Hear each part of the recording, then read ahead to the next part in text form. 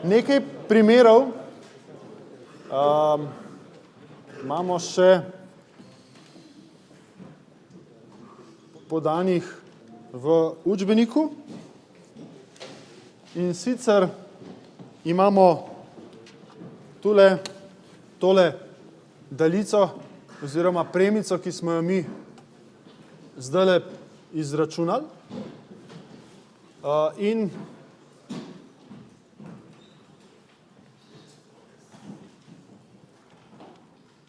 tukajle potem vidite na levi strani primer polja v okolici daljice. Se pravi, če ta premica ni neskončna, če je daljica, se nam tale integracija nekoliko omeji. Tukajle vidite izračun in tukajle imamo vizualizirano tole polje, kar je rdečo narisano, je ta naša struktura daljice, tole so pa silnice z črno-sivo barvo narisane. In zdaj si pogledamo še nekaj primerov. Tukajle vidite primer dvovoda, kjer imamo eno premoelektrino plus Q in drugo premoelektrino minus Q. Potem te distančne vektorje, ki smo jih prejle označili v smeri radija do te točke, tukaj označimo P1 in P2 in izračunamo potem polje v tej v bistvu naši točki. Tukaj imamo zdaj narisan potek silnic polja za ta naš dvovod. In pa poljubno število elektrin, recimo primer za 4 elektrine, kjer seštevamo prispevke posameznih elektrin. To se pravi, to našo enačbo, ki smo jo napisali na tablo, bi vzeli v bistvu tako, da bi noter vpisali vsoto in seštevali posamezne prispevke, spet z vektorskim znakom seštevamo potem posamezne prispevke. Zdaj bomo pa v nadaljevanju pa vstopili v še en zgled, ki ga bomo naredili, to je pa in o njem spregovorili, to je pa naelektrirana ravnina.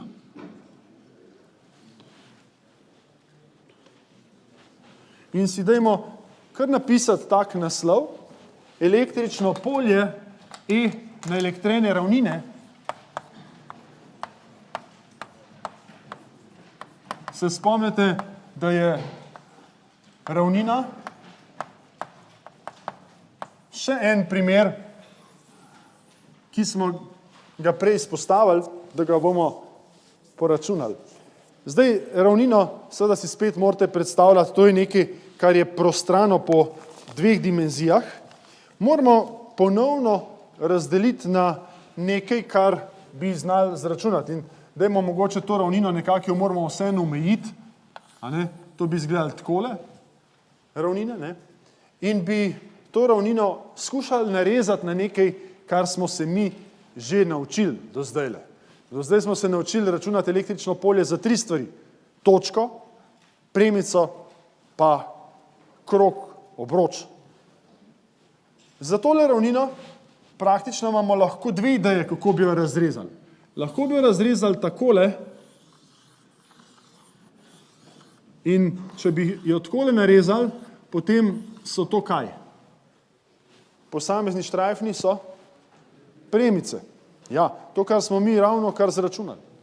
Druga varianta, da razrežemo tole ravnino, pa je, zdaj, ko se kostan peče zunaj na kakšnem starem šporgetu, verjetno vidite, da tisti šporget na vrhu lahko odpirate, ker je sestavljen iz takihle.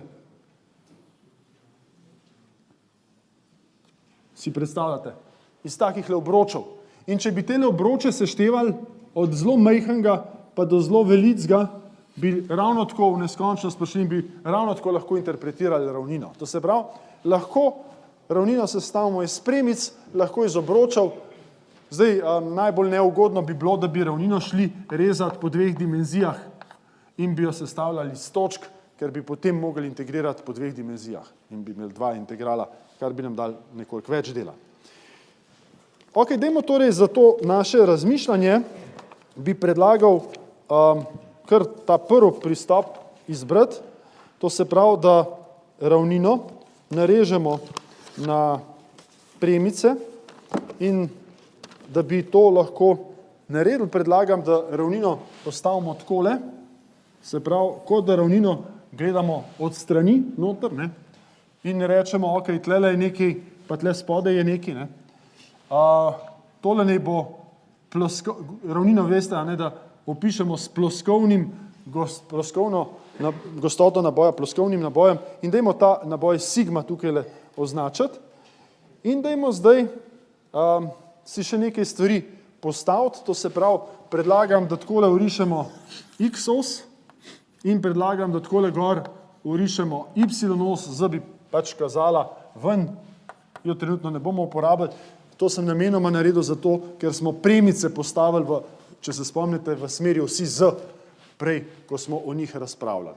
Se pravi, tole je naša ravnina, da jo malo poudarim, in ta ima naboj sigma, in dajmo najprej določiti točko T, v kateri računamo naš naboj, tole je ta točka T, in ta točka naj bo ravno za x oddaljena od koordinatnega izhodišča, to se pravi, njena koordinata je x.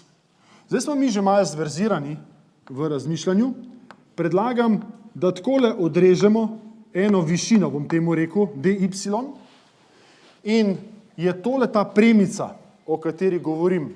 Se pravi, iz ravnine ven en štrajfen odrežem in ta štrajfen je tale premica, ki jo bom takole označil.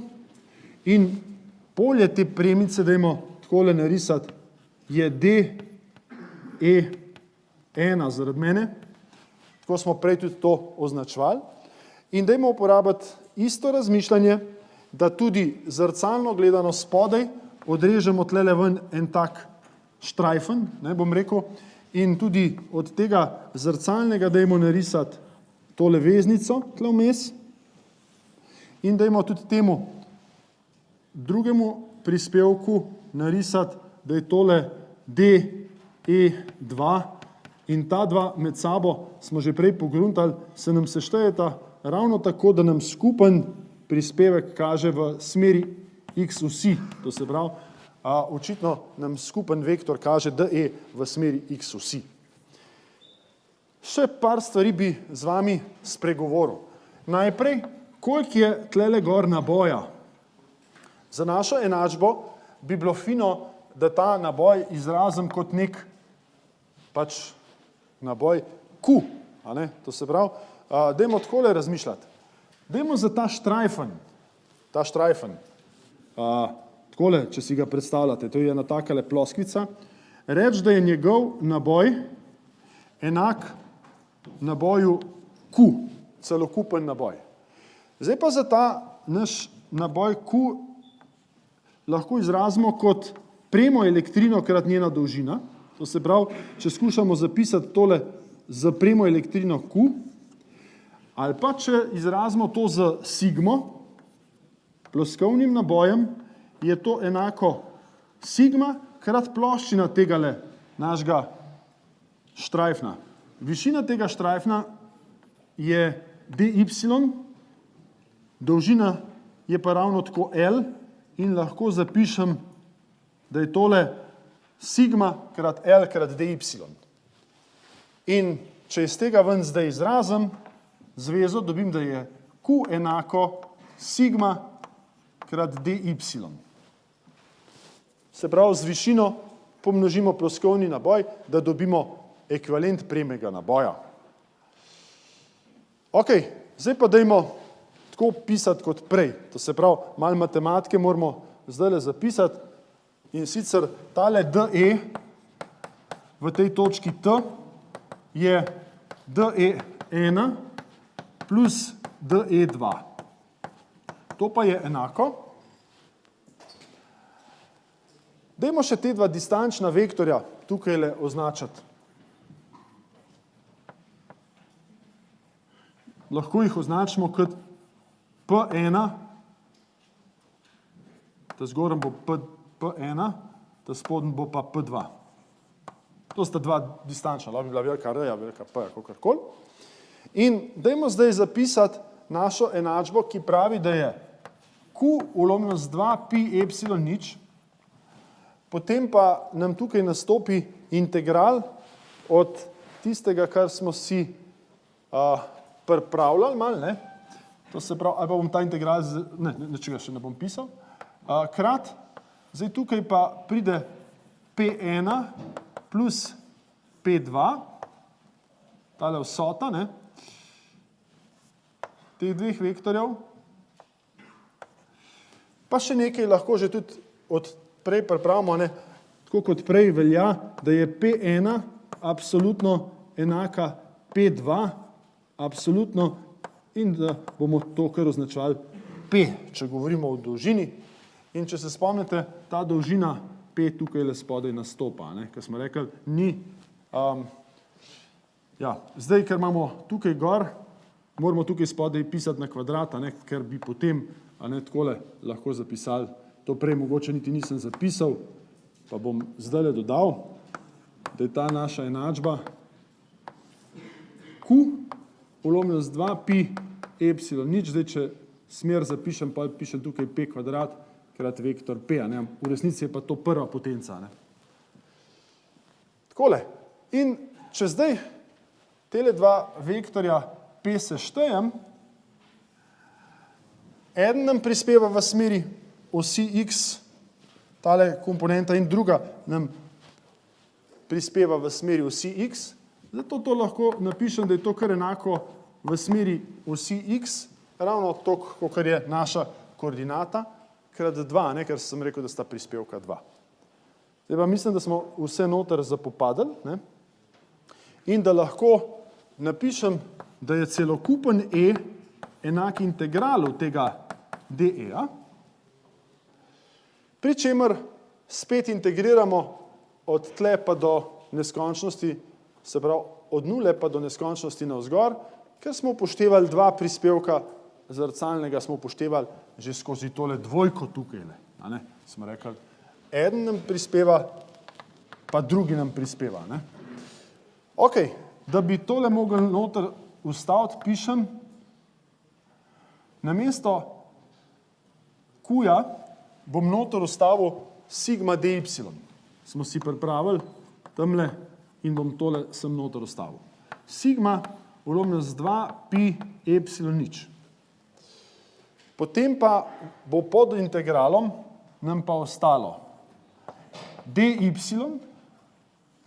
pa tale črka x od tule, pa tale dvojka, ki jo bomo pokrajšali, tokrat dajmo paziti, da jo bomo res pokrajšali, pa tale p na kvadrat, ki ga tudi znamo še zračunati, tako da rečemo, da je koordinata tele točke tlele y in da je tale koordinata tele točke tule x. Se pravi, lahko kar zapišem, da je to koren iz x na kvadrat plus y na kvadrat. Evo, če še to vstavim semle noter, vidimo, da imamo takle integral tlele spodaj, pa še ne smemo pozabiti, da imamo tole na kvadrat in se ta koren naravno izniči. Ja, zdaj pa tale integral boste pri matematiki sicer srečali, bom pa mogoče ga še malo lepš dvakrat obrnil, se pravi, če konstante najprej dvojko pokrajšam, tle pa lahko zapišem, da je to integral, najprej takole x dy polomljeno z x kvadrat plus y kvadrat. In če zgoraj pa spodaj podelim tole z x na kvadrat, dobimo obliko, ki izgleda takole. dy na vrhu deljeno z x, ker sem z x kvadrat podelil, sem je en x pokrajšal, spodaj pa 1 plus y deljeno z x na kvadrat. To vas bodo matematiki učili. In sicer boste tak integral rešili z uvedbo nove spremenljivke in ta nova spremenljivka, jaz bom to kar napisal, bi bila S, kar pomeni, da zgoraj dobimo ds, spodaj pa 1 plus s kvadrat. In to pogledate lahko recimo v tablico, pa pol tak integral znate rešiti. Jaz bom kar napisal za vas tudi rezultat, da je ta E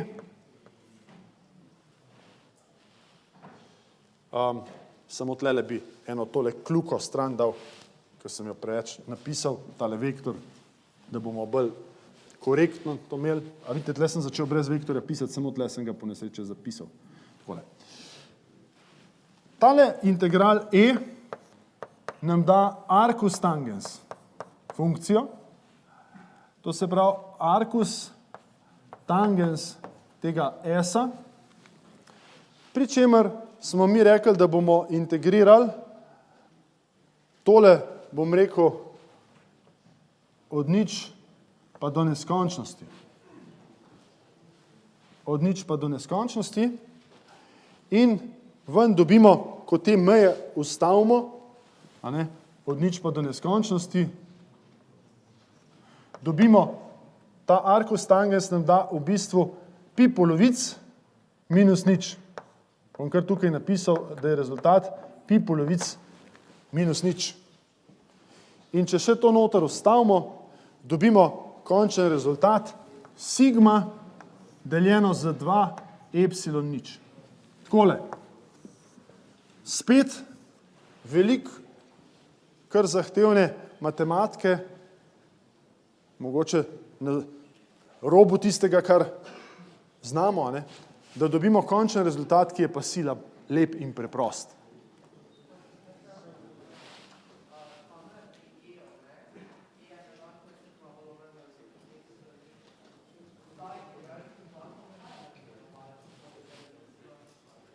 Mislite to vrstico ali to? Tole? Tole?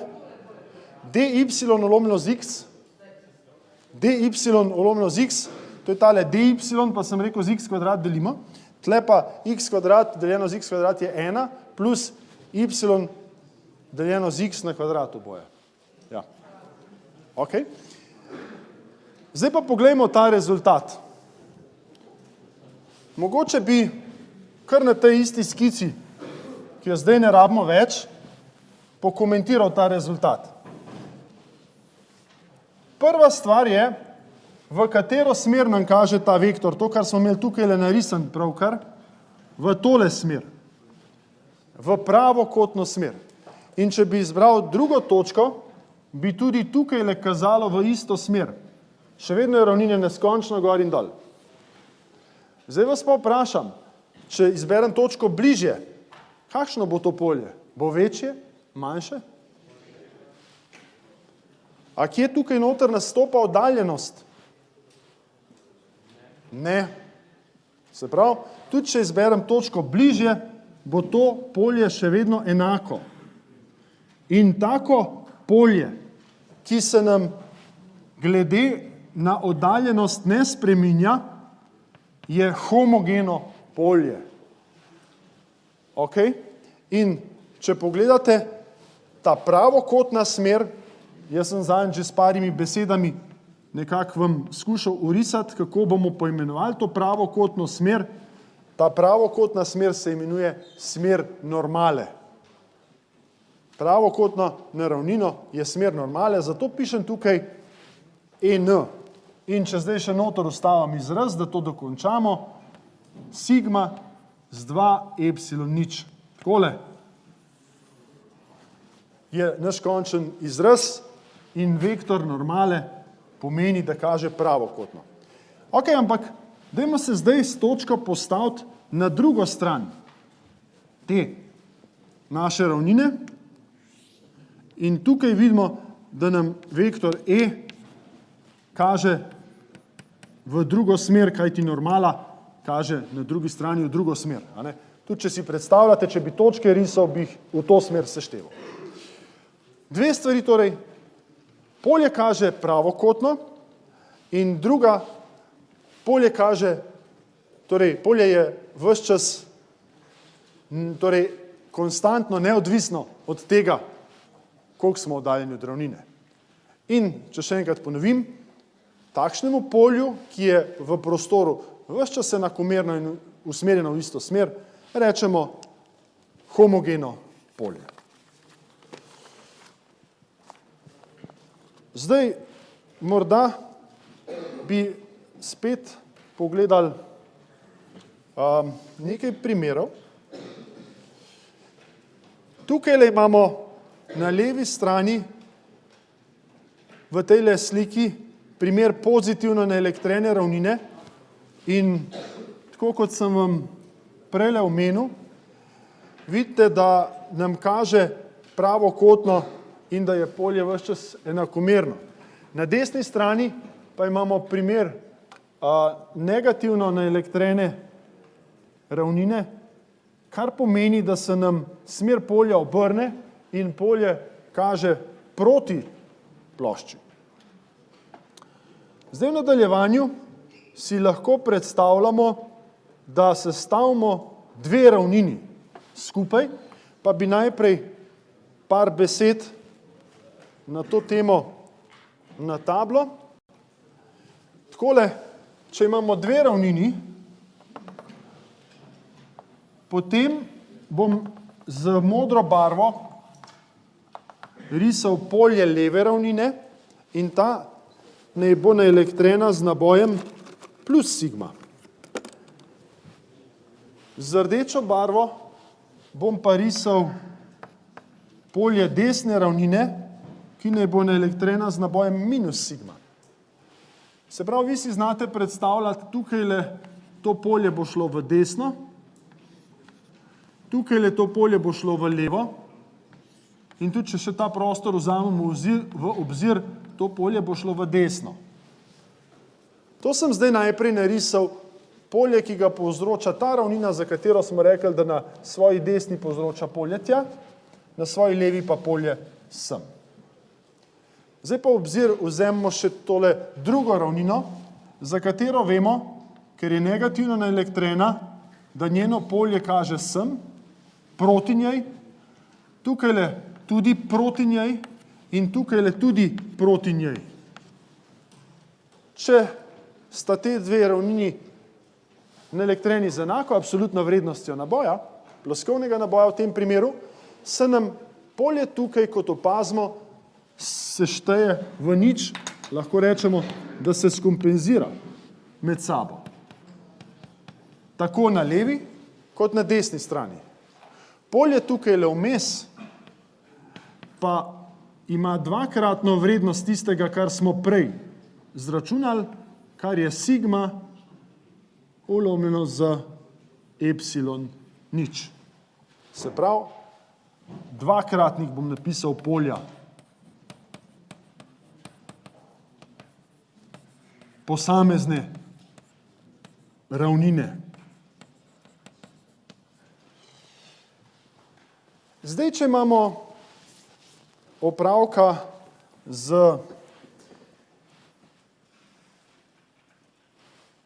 takimi primeri, kot jih imamo zdaj na tabli, torej, da plošči nista neskončno razsežni plošči, ampak da sta plošči omejeni plošči s ploščino S, kot je tule narisano na levi strani skice. Potem govorimo o ploščnem kondenzatorju. In ploščni kondenzator ima homogeno polje v tejle coni tukajle vmes, kot jo vidite na tej skici zgoraj. Medtem ko se tukajle ob robovih začnejo silnice polja kriviti, temu rečemo stresano polje.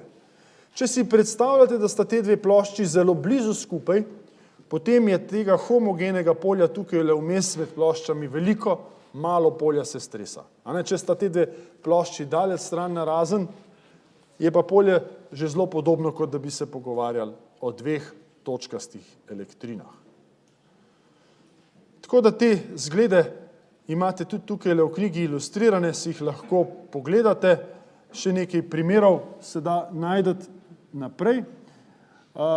Zdaj bomo pa v bistvu mogoče, ali pa če kar tule pokažem, še nekaj besed samo namenili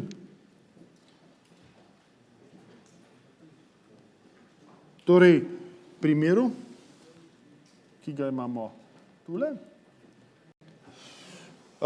In sicer dajte si prosim predstavljati, da bomo računali, ali pa da želimo zračunati polje naelektrene tanke cevi, se pravi valja, tankega valja. Okay? Dajte ta tanek val imeti v mislih, da bi ga mogli po njegovem obodu razrezati okrog in okrog in seštevati polje v eni točki. To se pravi, naleteli bi na tako zahtevno integracijo. To se pravi, tole bi razsekavali in bi seštevali prispevke tega valja. To, kar bi v principu takole, okrog in okrog tega valja, bi prispevke mogli seštevati v tej točki T. Okay? To, kar bi to pomenili, je, da bi mogli integrirati en takle nabor sinusnih in kosinusnih funkcij. To bi nam dal veliko dela in prav namenoma imate en tak zgled v učbeniku narejen na strani 8-9, lahko ga preletite. Mi bomo pa potem s prihodnjim tednom si skušali pripraviti močnejša orodja, s katerimi bomo take debele strukture v narekovajih lahko na bistveno enostavnejši način reševali, kot pa da bi mogli vse skupaj takole rezati pa integrirati. Ne. Teh primerov seveda si lahko predstavljate kar nekaj. Recimo, debela žica je primer, ki je osnovan na temle zgledu. Ne. Se pravi, če se spomnite, smo rekli, pri žici se nam naboj razporedi samo na površino te žice. In to je dejansko taka situacija, kot je tukaj narisana. Se pravi, naboj na površini tega valja. Ali pa bi potem naprej lahko govorili o žarku elektronov. Če se spomnite stare televizije, tam noter vam je žarek elektrona risal točko na zaslonu in vam s tem risal sliko na zaslonu. Ne? In če hočemo zračunati, kakšno je polje tega žarka elektronov, bi spet mogli takole integrirati. Boste videli vse to, bomo mi lahko v nadaljevanju reševali na bistveno enostavnejši način, kot da bi tole integrirali takole po eni ali dveh dimenzijah. Ne. Tako da tudi potem vse te primere, ki jih tukaj vidimo, ne nam ostanejo samo za motivacijo, da jih bomo mi kasneje obravnavali, ko bomo imeli učinkovitejša orodja. Recimo, to, kar sem omenil, naelektren prevodnik ali žica krožnega preseka, koaksialen kabel, potem koaksialen kabel z luknjo in podobno bomo mi vse skupaj lahko rešili.